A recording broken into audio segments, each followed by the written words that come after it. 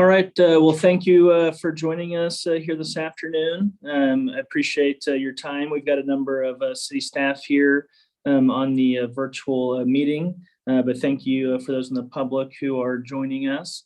My name is Nolan Sunderman. I'm the city manager for the city of Shawnee, and welcome to our second budget open house, first ever virtual budget open house. And this is something different that we're trying this year. For those of you that have received your revenue neutral rate notice, we wanted to provide some additional opportunity to engage the public and really just have an opportunity to ask questions and engage here with myself and the rest of the city staff. So just from a housekeeping standpoint, we are going to do these presentations here 1 at 4, and then we're going to do it again at 5. We've got on the slide to use the chat feature, raise your hand, ask questions. The chat feature is not working with us here this afternoon, so feel free to raise your hand and ask questions again for myself and the rest of the city team to help address any questions you may have. So first, want to point out a couple of resources.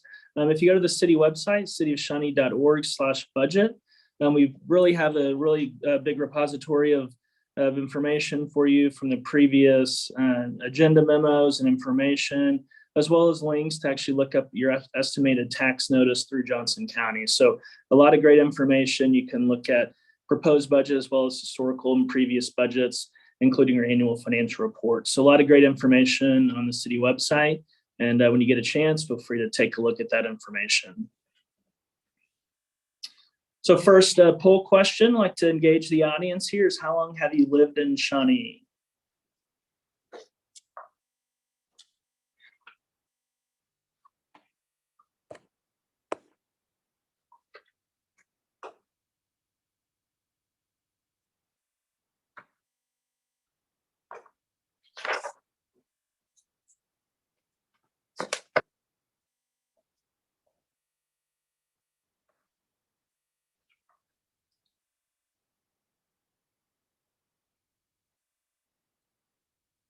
Great, about 40%, 10 to 20 years, got a few 40 plus years, that's great. And under 5, so good spread. So thank you all.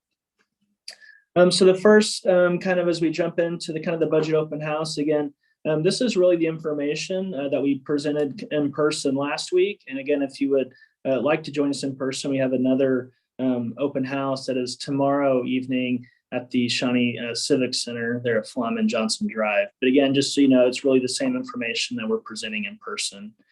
So our first slide is how the budget is funded. Just kind of wanted to give folks an overview of where our revenue comes from and how we fund the city's budget.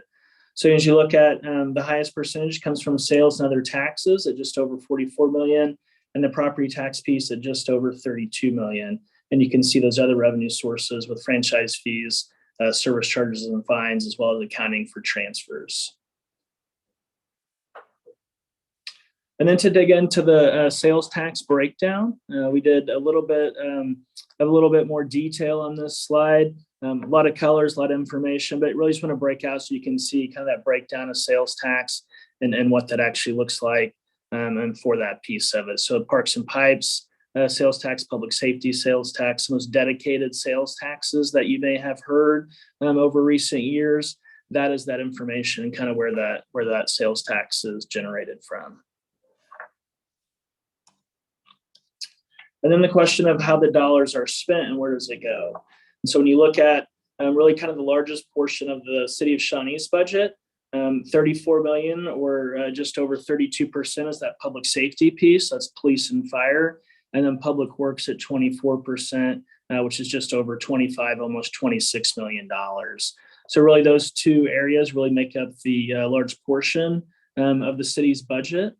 And then things like debt service, which is essentially debt, which is kind of like a loan that we have taken out. And so that's to pay for some of our larger capital projects. And so we take out debt for that. Also community development, planning department, parks and recreation, and then general government. And the question that we get often asked is how to calculate your city property taxes. And so you may have heard of a mill or mill levy. And so that's kind of the question and how we'll address that as we walk through the formula that you see in front of you. So basically what you do is you take your home's market value by 11.5%, and that gives you your home's assessed value. And so we have an actual example below with a property of just over $311,000, which is kind of the average home price here in the city of Shawnee. So you take the $311,000 times the 11.5%, and that gives you the assessed value at just over $35,000.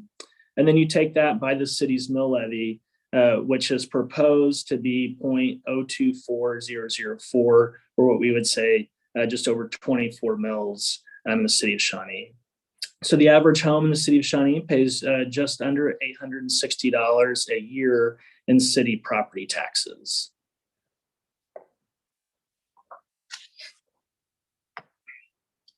And so the question that you then ask yourself is, well, hey, I pay more than $860 in my property tax.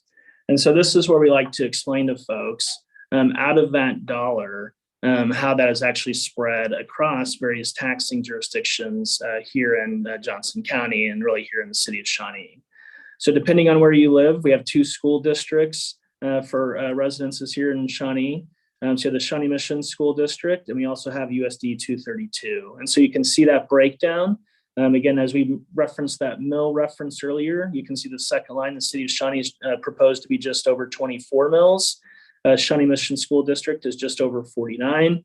And then you have Johnson County Community College, Johnson County Library, Johnson County Parks and Recreation District, and then the state of Kansas. So if you live in the Shawnee Mission School District area, your total mill calculation is 107, almost 108. And so that really kind of gives you that breakdown again. And so we try to do that visually. You may have seen some of our previous documents. We use stacks of pennies. And then we've done this dollar bill slice really to kind of give people a visual representation of what that looks like for their property tax dollar, depending on which school district they live in.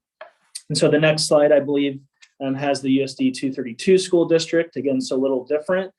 So their mill levy is just over 61, almost 62 mills.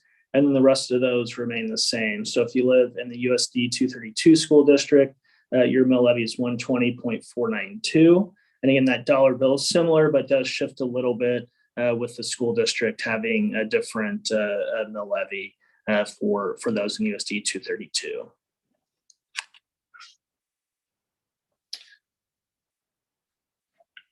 And so then we look at sales tax. For every $100 in purchases, residences, businesses paid $9.60 in sales tax in total. And so the question becomes, how much of that does the city receive? So out of that $9.60, the city of Shawnee actually only gets $1.63 out of that. The rest of that goes to the state of Kansas and Johnson County. And so the total sales tax rate, again, 9.6%. And then you can see the breakdown from the other taxing jurisdictions. With the state of Kansas is 6.5, Johnson County at 1.475. And then the city of Shawnee, we have a 1% general sales tax. And then we actually have 3 dedicated special sales taxes. So one of those is the Parks and Pipes sales tax, as well as the public safety sales tax, and then our pavement tax. We do have a couple of areas that we noted at the bottom that do have an additional tax that you may have eaten at or shopped at. And that is the Shawnee Plaza Shopping Center has a transportation development district. And then the Westbrook Green area there at 75th and Quivira has a CID or community improvement district.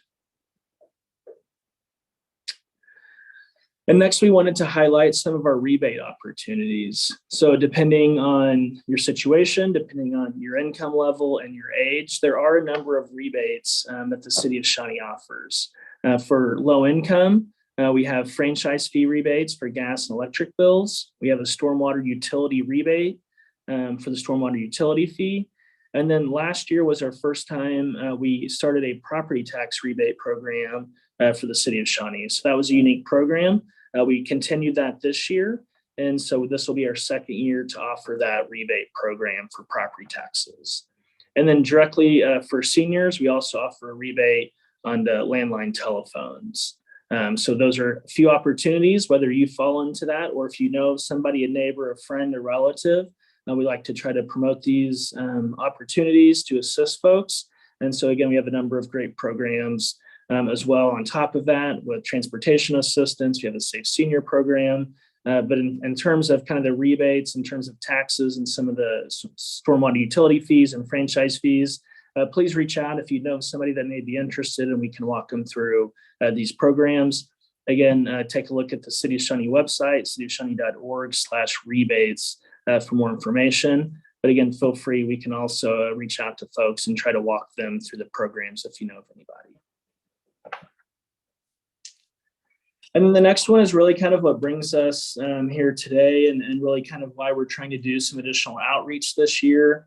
The state of Kansas recently passed some changes to the property tax program and process for local governments across the state.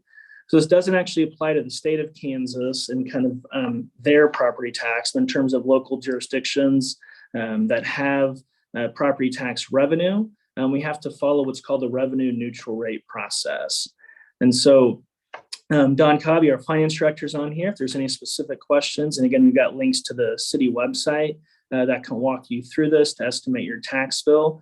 But essentially what has occurred at the state level is they want us to publish and notice folks so they understand what that revenue neutral rate is. So in order for us to collect additional revenue, additional property tax revenue, we have to calculate that mill levy. And so for this year, the current year is 26.004. That is the second line that says mill levy.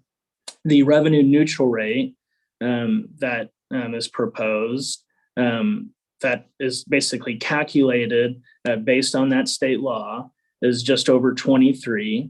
And then proposed next year, what the council has recommended, and we will have a public hearing on September 12th, is 24.004.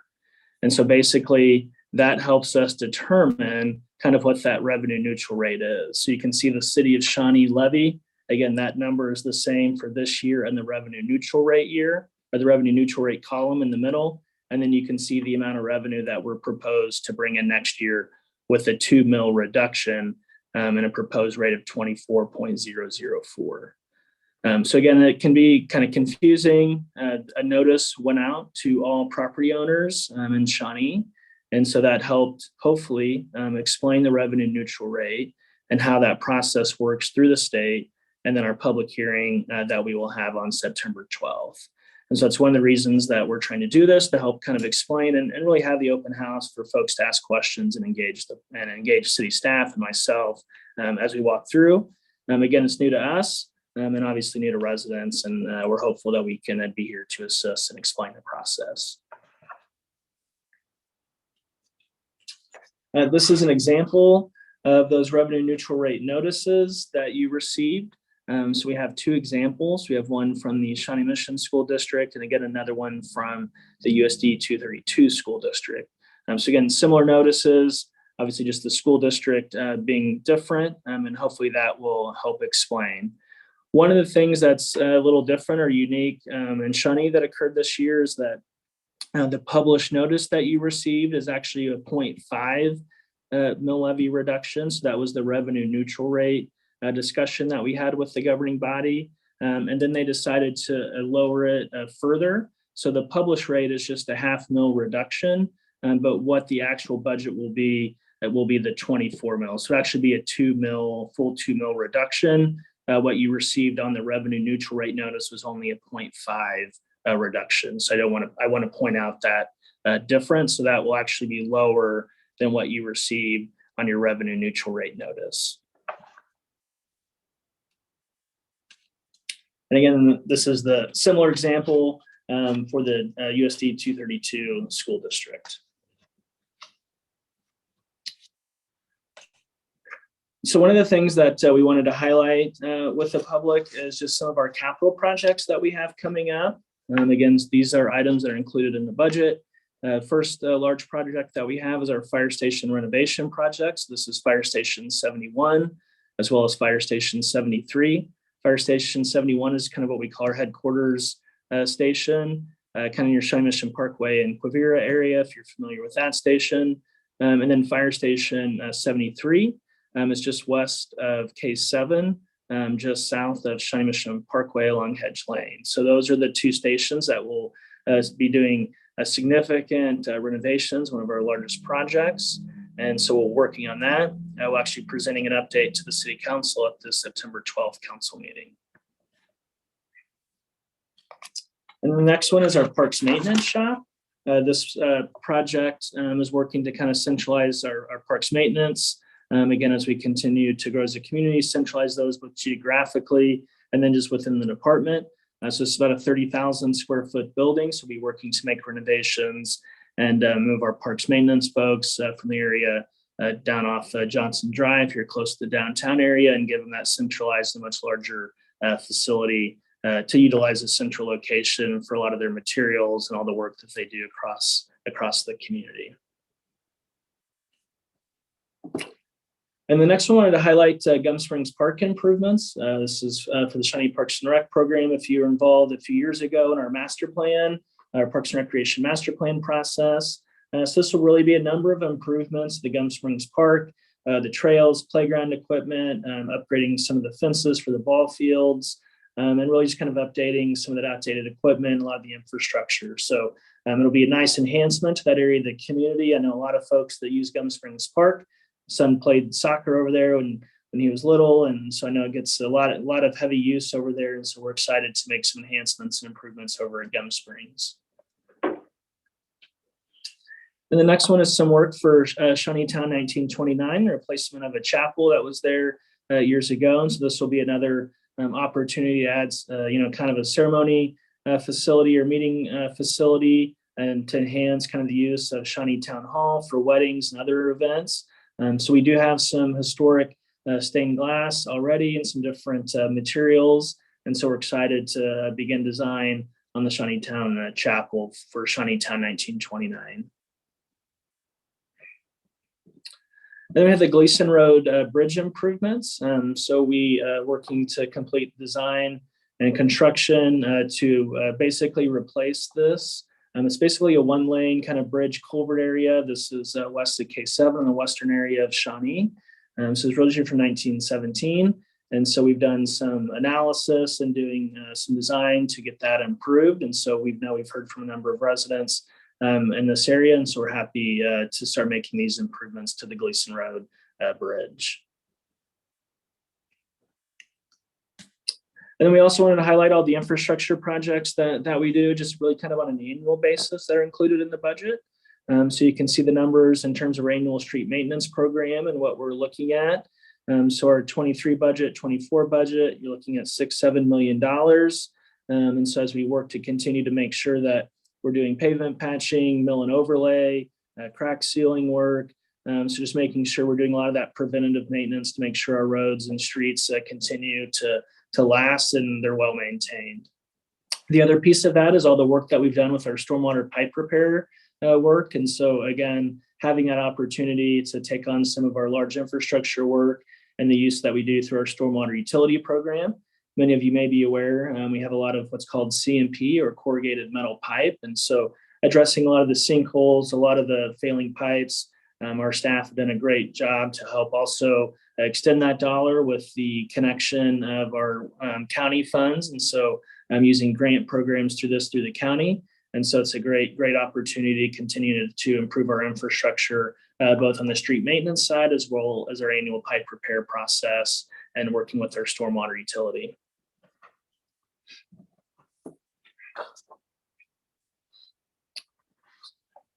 Another poll question of how did you hear about this presentation?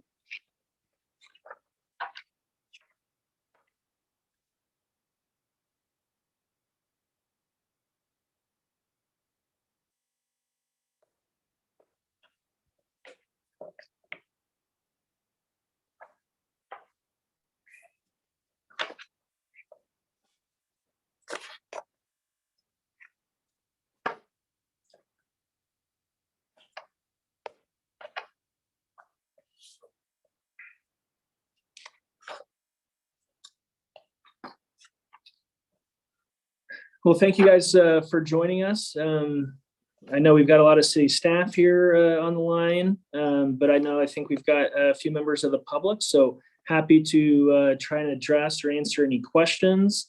You can kind of raise your hand, I believe, and speak. Apologizing, our chat feature is not working, but happy to take any questions. Again, I think we've got representatives from every department in the city as well. So again, we just wanted to take the opportunity, and we've never done this before. We did our first kind of in-person budget open house last week at the Monticello Library. And then this is our first virtual open house. And then we've got another in-person opportunity tomorrow evening. So just want to say thank you for your time. But again, a lot of us are here for questions if there's anything we can help address or clarify for you.